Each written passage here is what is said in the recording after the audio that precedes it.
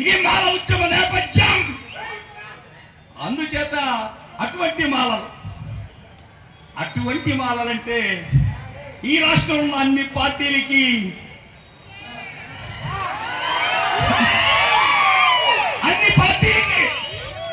అన్ని కులాలకి, ఎందుకంటే పోరాటంలో ముందుండేది మాలలు, త్యాగంలో నిబద్ధతగా ఉండేది మాలలు, విరోచితంగా పోరాడేటువంటి సింహం మాలలు.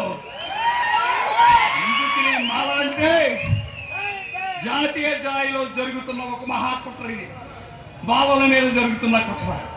గత ప్రభుత్వాలన్నీ కూడా, ఏ ప్రభుత్వం అని చెప్పగలదు, అన్ని ప్రభుత్వాలు వర్గీకరణ తీర్మానాలు చేసి ఢిల్లీ పంపిన సంఘటన మనకు తెలుసు.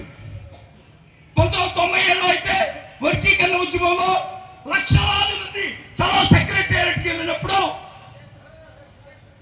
గుర్రాలతో తొక్కించి లాఠీ దెబ్బలు తిన్నప్పుడు అన్న స్వర్గీయ పివి రావు గారు, ఇక్కడ తూర్పుగోదావరి జిల్లాలో పానింగి శేషయ్య గారు, గోపతోటి నారాయణ గారు చనిపోయారు.